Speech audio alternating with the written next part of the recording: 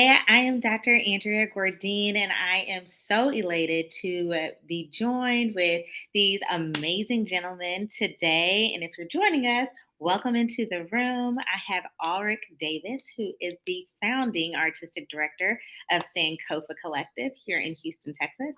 And I have Jorge Quintero, who is the director of marketing at Alpha Omega and the owner of Neural Gym.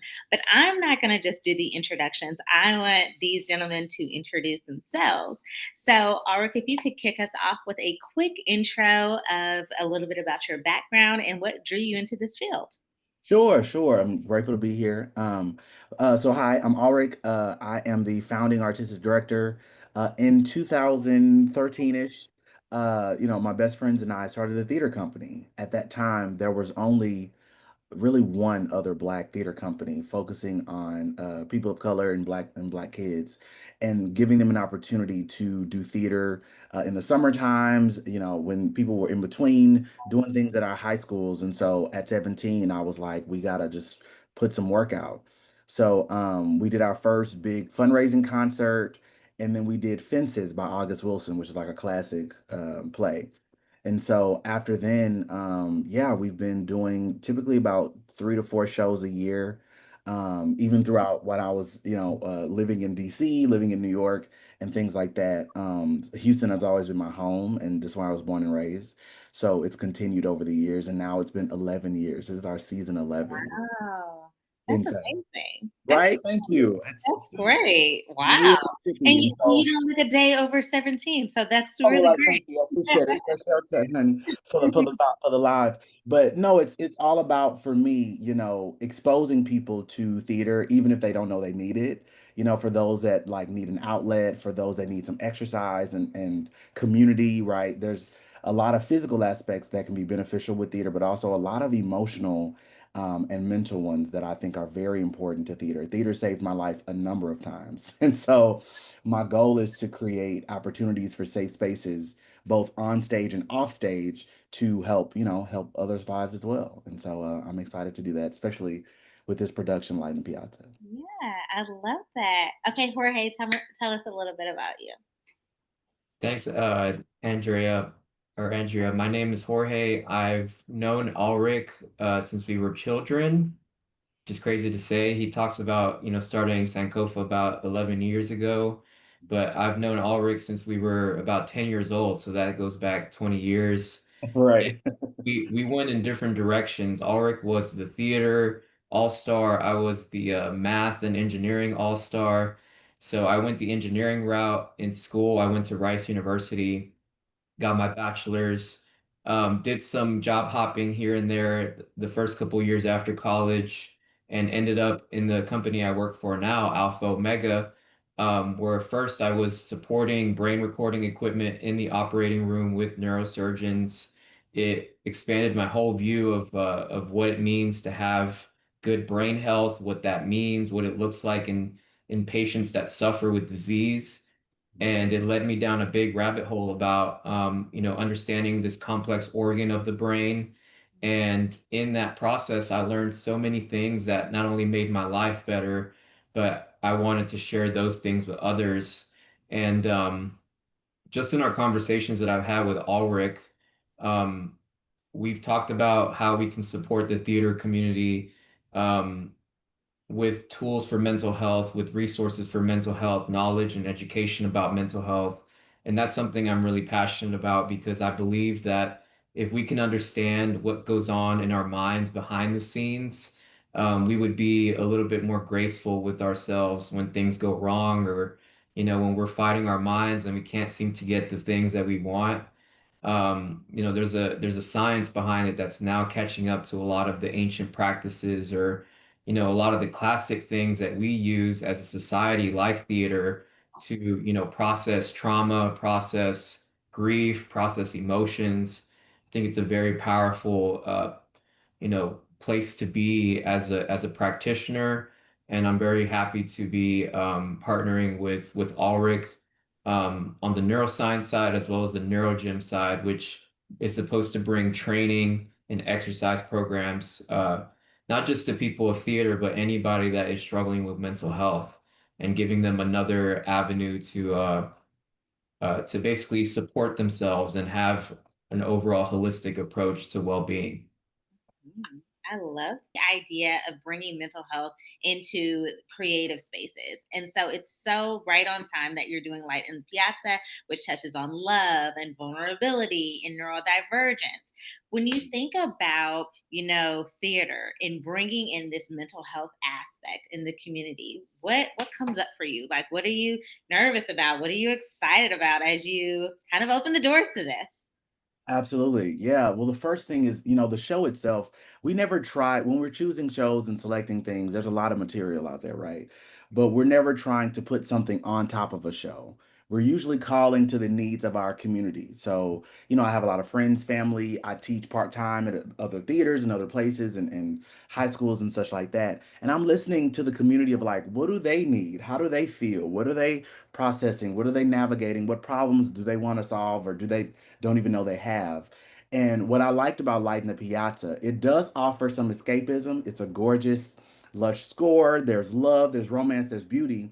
But there's also a conversation at the meat of that about mental health and the fact that these two central characters, Margaret, who's a mother, and Clara, who is her daughter, they're hiding her neurodivergence. This is in the 1950s, and especially at that time, especially as Black people, still to this day, but even then, that was not something we talked about. Like it is this stigma of, if you talk about this, you're going to be seen as different. And so throughout the whole show, she's fighting who she naturally is, Clara is, and Margaret's holding that because she's like, no, no, no, no one can love my daughter like I love my daughter. Turns out when the minute she starts to accept herself and meet someone who accepts all of her quirks and all the things that she is, she does find love and she finds community and she finds this new amazing opportunity to live a full life in Italy and therefore all the way from North Carolina. And so it's a lovely show, not only about like love and romance, but also, the importance of mental health and the importance of having conversations about it and Mhm. creating a safe space for people to be different and have their quirks and embrace all of it. And so it's a show that's been on our radar for a while, but I think with everything going on we needed something about people speaking different languages but working together through the universal language, which is Mhm. uh, Mhm. I love that. It sounds like such a beautiful story and really, talks about like destigmatizing mental health and, the journey of that. So I'm really excited to see how that's going to unfold. Jorge, when you even think about, why it's important for mental health to be highlighted in some of these creative spaces, what do you think is like that number one important thing? Why is that important for us? Mental health is important because I see it as the cup that either allows us to pour out from or to fill with. mm, Um, and many times we don't see our mental health in this capacity. We just see it as we either have good mental health or we don't. Um, but it's something that can be trained. It's something that you can expose yourself to in a safe way and expand the capacity of that cup, both to be filled in and to pour out from. And one of the challenges that I see, especially in the theater community, is there's a lot of dysregulation in both in the actors as well as the management that can lead to burnout. It can lead to a lot of imposter syndrome. People can become very sensitive to rejection or to criticism. And so because of those things, we have to make others aware that if they're struggling with mental health, there's things that they can do to restore it. And if they have good mental health but find themselves slipping into some of these traits that we talked about, that there's always a flexibility or a way that we can approach our mental health so that we can actually transcend beyond some of the challenges that we see in theater and actually be a source of light or a source of resilience for others and for self. Mhm, mhm. And you touched on like such a good point there of like the imposter syndrome and all of these things that, a lot of the actors and maybe even the directors are plagued with, when they're putting on performances because, we only see the performance. We don't really see, what's going on in the background. We're not seeing everyone's kind of life story and how they're managing. Alric, I'm wondering if you could share even some personal insight, either when you were an actor or how it is as a director when you see some of those mental health challenges. Yeah, for sure. I consider myself a multi-hyphenate in that these days I mostly direct, but I still do act and perform as well. And I'm often teaching actors how to act and perform as well. And what I find interesting is, what Jorge touched on is that comparison thing. And of course, right? Like, I mean, you are auditioning constantly. Your job is to put yourself out there, make yourself vulnerable just to be rejected. It is tough. It does play on your mental psyche. It has for me a number of times. And so, to your point about that glacier, the glacier metaphor of like, you see the pretty thing on top, but you don't see the years and years of sacrifice and things and rejections. And so, how I navigate that is through my family and through community. My family is, heavily involved within my company, even, shows that I do that are not related to my company. They're there to be there, that breath of fresh air to remind me, like, Alric, we love you, but this is not rocket science. Mhm. There's so much beauty in work that you're doing, but you are just a human being. This is just people in a black box playing pretend. So some stuff I'm like, it has to be perfect and blah, blah, blah. And I'm comparing myself to all these people, and they're like, I hear you, and I want to honor your feelings, but also, Alric, get real, that it's gonna be all right. And so sometimes you need that from your community to hold you accountable and say, hey, here's another perspective, right? And then also, I'm a big person of not waiting on permission. Yeah. It's tough, right? Because in this industry, you're working with other companies or you're waiting on producers to say, hey, I want you in this show. But, since 17, I've been a self-generator of my own work. I was young and snatched back then, but I'm a director now, so the body does not body in the same way. So, Mhm. when I'm up for these leading roles, they may not see me and go, oh my God, Ulrich has a leading man's body, right? In 2025, whatever that means. Mhm. So I've created my own platforms and my own avenues. I just did a solo show, like a one-man show yesterday, a cabaret where I, wrote it for myself. And then I've done things early this season, Three Musketeers, where I was like, hey, this central character is a narrator writing his own story. That is so me. So Mhm. I want to also encourage people not to be afraid to pursue your own platforms, and that in itself will remind you of your value, and it reminds you of there's beauty and power in taking control of your narrative and not letting just the jobs come to you. No, you be the job. Yeah. I love that there's such passion even in the way that you speak, and I'm glad that you touched on having a support system in place and really like having the right people around you as you're building up. Now, can we get really real? I Yes. feel like you're one of the outliers though. Like I don't think this is really like the community, the creative art space because it is, so competition heavy. Like you want to be the best. And even sometimes your instructors will say you have to be the best in Oh, the absolutely. Yeah. room. And, unfortunately sometimes even in, BIPOC communities, there Yes. is enriched in us that we have to compete against each other. Self-love, yes. I Right, went to Howard right, University, so that was, I tell them, my trauma was training. right, right. There's such an old school, that's kind of like the old school way of doing things was we have to break you before the world does. And Right. I just don't subscribe to that. I don't think that's a healthy way to do it. Just like you said, Jorge, it can lead to burnout. Sadly, a lot, I mean, oof, I can count them. I think four of my friends from Howard have committed self-harm. And I Wow. think largely due to the highly pressurized nature of this field. Mhm. And I see that too common and too often. And so I do have those reminders. I do have that self community. And I'm really big also on mentors. Mhm. I mean, I had one or two, but I didn't have a ton of mentors. So I try to be a mentor to the next generation. I ain't nothing but 30, but still, there's the young bucks who come in, hey, Ark, I wanted Mr. Ark or whatever. So I try to pay it forward and make sure that they know, hey, you can still make great art and be a good person. They don't Yeah, have to separate. They can be together. yeah. Um, but And some people, and I love that you're like welcoming that into the space, because I think every generation is learning like we can do better. Each Yes. generation is trying to do better.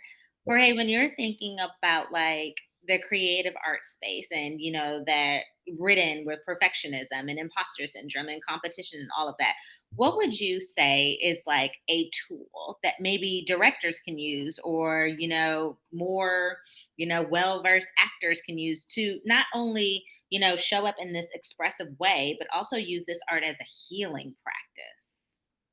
That's a very good question, Andrea. One of the ways that I think we can navigate mental health in theater is we have to create time and space for decompression. um, like like Alric was talking about, it's a very highly pressurized industry to be in, where it's all about performance. It's all about like remembering that one thing that was told to you that you have to include into your play or your skit. Um, it's just constant chatter, constant thinking, and so there needs to be space for people to reground themselves into the present moment, maybe shake off some of the intensity or tension from either the acting itself, dealing with other people of the play, or with your mentors or managers, is a very important thing that we can do. And so what does that look like? I think one of the easiest ways that's accessible to everyone is just by doing simple breath work where we slow our breath down. There's some science that talks about like if we can get our breathing rate to 6 breaths per minute, so we're inhaling and exhaling every 10 seconds, that will get your brain to operate on the same frequency, which is a very calm and relaxed state. So if the breath is actually one of the most powerful ways that we can consciously take control of our mental state as well as our emotion. And another thing I would say too, to touch on Ulrich's point about community, is to just have that one person that you can be very genuine with, that you don't have to sugarcoat things. They're not going to judge you for ranting about something or for struggling with something. You have that person that you can just be authentically yourself with, because that's ultimately what's going to allow you to regulate, is being true and authentic to yourself. Um, and so that's what that's how we can use some simple tools for that. But then talking about theater as a medium to heal is so powerful too, because theater is all about storytelling. And whether we want to think so or not, everything about us is a story. Our life is a story. Who we become and who we are is a story. Our bodies are constantly holding on to memories of what happened to it, of what it had to go through. Um, it's very similar to the book that talks about how trauma is stored in the body keeps the score. And so our bodies are always telling stories, and they hold on to memories, subconscious memories.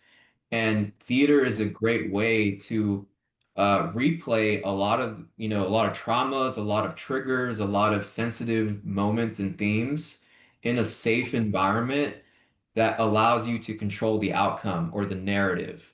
And even if it's, a play or if it's a show, the brain doesn't understand the difference between what's real or what's imaginary. So if you can show your brain or your own mind that, oh, like this is another resolution to this specific trauma or this specific thing that causes me pain, that opens up possibilities for healing, and it opens up possibilities for closing that self-perpetuating cycle that seems to always catch you. So I think the physical expression, like the moving, the storytelling, the exploration of themes that are usually pretty hard to handle, like on a regular basis. Now it's suddenly captured in this environment that is social in nature. Everybody is aware of like people's boundaries. It's safe, but you can still jump into it. I think is very powerful as a tool for therapy and for healing. Mhm.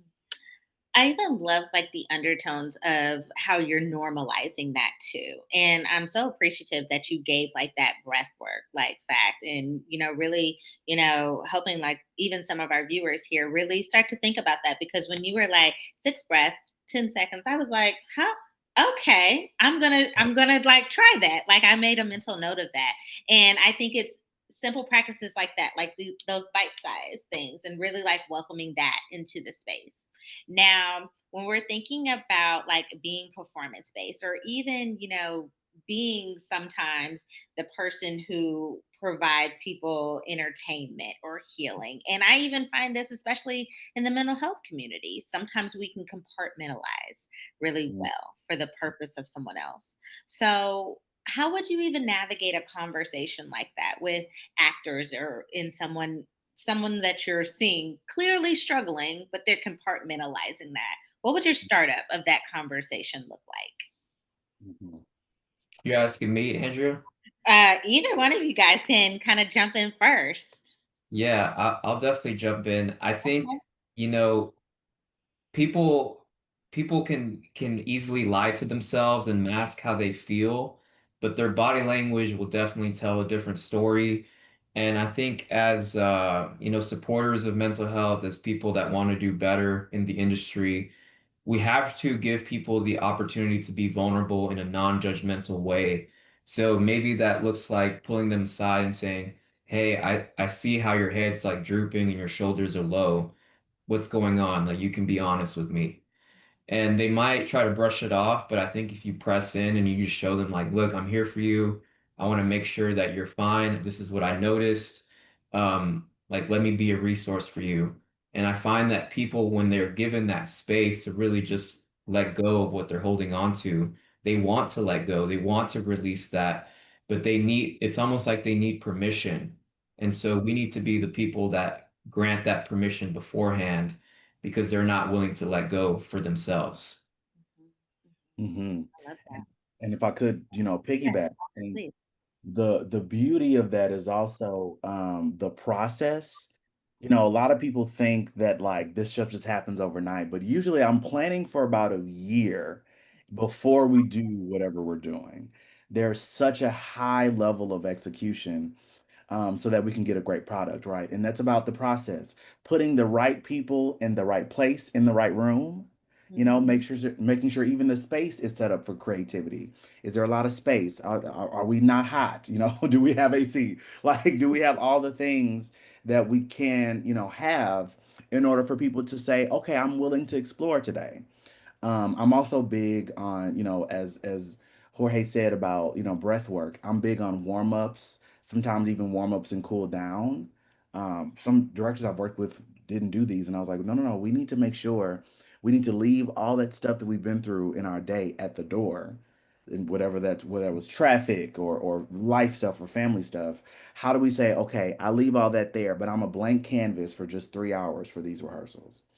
And that in itself, just saying I'm a blank canvas and putting yourself in neutral, shoulders back, putting your feet about hip length apart, that already gives you this posture of success, of creativity, of like I'm open and willing to explore. And often as a director, I'm usually working from the outside in when I explore characterization. hmm, Because if I start from the inside out, they're like, well, I don't understand that. Or I've never experienced that. Right. But you can say, just like you said, oh, this character holds trauma. So if their history and their trauma tells a story, they were in a car accident and they affected their right side. So okay, they always walk, someone with their right side, right? So even if you don't know too much about the character, you know a physicality of a blueprint of where to start. And then over time they build and they build and they build, and it's a collaboration with the actor and I. mhm, So that's kind of what I've been doing for a while, especially again because I was usually the youngest in the room. So a lot of people were mhm, like, this young cat don't know what he's talking about." mhm, Usually, so I say, "Okay, can we do this? Let's all do this physically," and then from there they start to open up and go, "Okay, this is a world I'm unlocking emotionally that started physically." And mhm. so that's why it's so important to think about process, to think about people. There are some talented folks who I was like, I love you, but not right now as Yeah, well. You know, it's yeah. also about being I call myself an immune system, being the immune system to say, hey, these are the good probiotics we need right now. We don't need this right now. I honor what they give, but not this current little system we're building together. Mm-hmm. I think, Andrew, if I could add one last thing, because Yes, yes, Jorge please. definitely got me really like hyped up about something he said, which was accessing emotional states through the physical. So one, he's like building the case of how this character would present based off of their history, and then that helps the actor get into the emotional state. And I find that this works both ways. Like it can get people into a negative emotional state, or it can create a positive emotional state.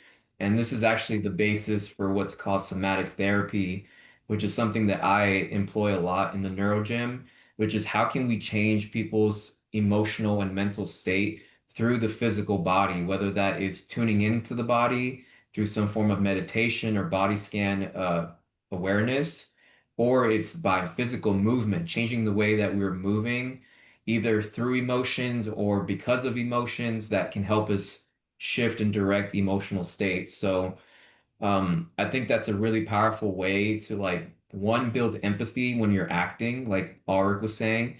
But then on the other side, there's a self-regulating component that movement, breath work, and this like meditation can bring that I think people should be aware of.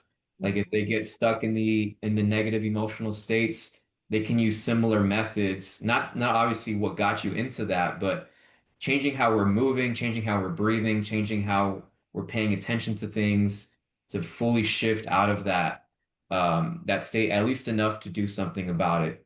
Mm.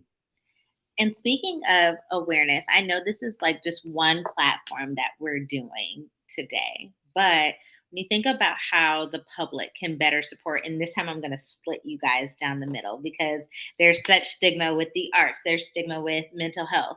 But if you could think about how the public can better support the arts community and mental health movements, what would you say you need more of? We all need more money, so don't say funding, but is it awareness? Is it culture? What do you need support in? I would say for me, the way that the public can better support both the arts and mental health is to understand that emotional labor is real labor. Mm, mm, Um, yes. maybe like actors aren't doing construction or working out outside, but there's a real heaviness and a toll that your body takes from acting, from taking on these personas and personalities. That is the same. It's a stressor just like any other physical stressor that would come from physical labor. So one, I think we need to really respect the work that artists and creatives are doing because it is a real labor. And another thing is to understand that because there is an additional emotional burden on actors, that these people are probably a great target for additional mental health support. Um, and so as a result of that, like I think that connection needs to be made for the public to start seeing like the real mental health needs of the theater community. Absolutely. All right. What about you? Yeah, I was gonna say respect as well. I think the biggest thing, I was just speaking to one of the people that attended my one man show last night, and he said out his mouth, this is how Tyler Perry got started. Mm, I was like, thank you for understanding that, right? Because there is this kind of common misconception with the public of I only want to support people that are on this big level, right? I mean, we're all going to the Beyonce's Cowboy Carter tour. I have my Yeehaw outfit. We're all supporting the big folks. And yes, they are amazing and they deserve to be supported. But they all started off as a nonprofit or a startup company or a grassroots, yeah, Tyler was living in his car, putting on plays, renting out with the little money he had, renting out a theater. Beyonce and her sisters were basically performing in the parking lots of Food Town and Fiesta mhm, before they got signed to a record deal. So I want people more so to see the potential of who artists can be and pour into them at the ground floor. Especially with the BIPOC community, there is such a stigma with that of, well, we'll wait. Yeah, yeah, we'll wait until, well, what? there may not be time, you know, who knows if you don't pour into that artist now and actually support. You know, and that support doesn't always mean financially, right? A lot of the times when I'm asking for support, either for Sankofa or individually as Alric, it just means a physical presence, right? Or like, you know, Jorge was before I asked him to be on this board, it was just an ear to like, hey, can I just call you to just talk about this? You know, support can look like a meal because most actors are starving. So cook them some food. You know, support can look like a lot of different things, but I've noticed that a lot of people have come back around to support Sankofa in our 11th year versus when I first started this. They were like, okay, baby, we'll wait. I might not be here. You know, there's actors go through so much. I've been through so much. I don't look like what I've been through. And so, you know, it's important for people to have that support and safe space early on when they say, hey, this is something I want to do. If that's a loved one that, you know, whether that's platonic or whatever, if there's someone you want in your life, give them that love and support because you never know how much it means to them. Absolutely. Well, gentlemen, we are nearing the end of this beautiful conversation. And before we do, I want to thank you all so much again. So, if you could leave the audience with one takeaway about maybe the intersection of mental health and the arts, and also how people can connect with you to maybe begin a professional relationship. Let's let Jorge lead, and then Alric, you're gonna wrap us up here. Yeah, if I could provide one takeaway, I think that I would say that art heals because it can verbalize what the nervous system cannot. So oftentimes, you know, we can't fully capture experience into words, but only through reliving experiences and acting those out.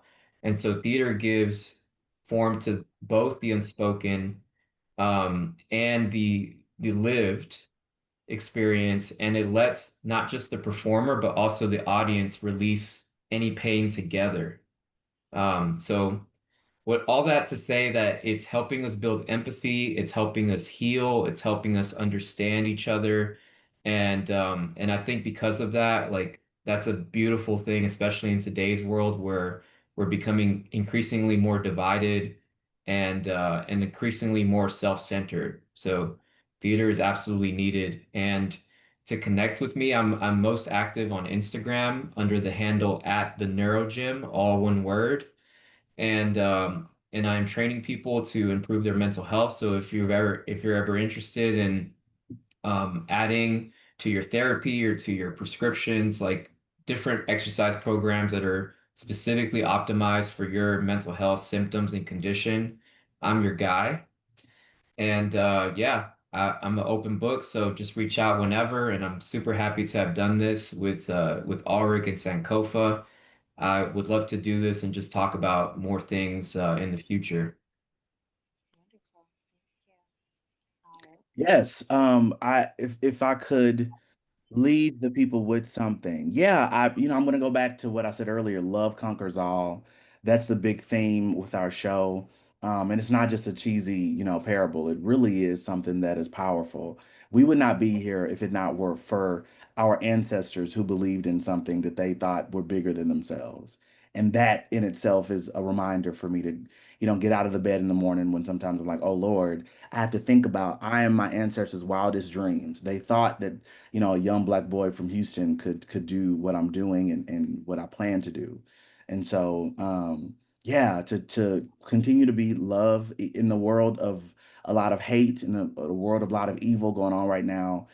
Be the light and be radiating. That's what the show is about. Light in the Piazza is that light in the Piazza is about hope and the potential for what it could do to change our lives. And scan the QR code and go directly to our website, www.sankofacollectivehouston.com. We're on there. My contact is also on there, as well as I'm also very active on my Instagram. God is God and I am not. So hit me up on there. Like I said, I teach private acting, all the stuff. I'm always going to be somewhere doing something because it's my ministry. So hit me up. I love to connect with you. Also, thank you, Dr. Andrea, for this amazing Yes. so Yes. dialogue. Will. Absolutely, absolutely. And I'm so glad to have shared the space with both of you. And yeah, and if you are inspired by, some of the things that you see in this, please reach out to Jorge. And if you're interested in maybe some relational healing, which is a highlight of the show, you can follow me at Dr. Andrea _Gourdine on Instagram or TikTok. Have a beautiful day.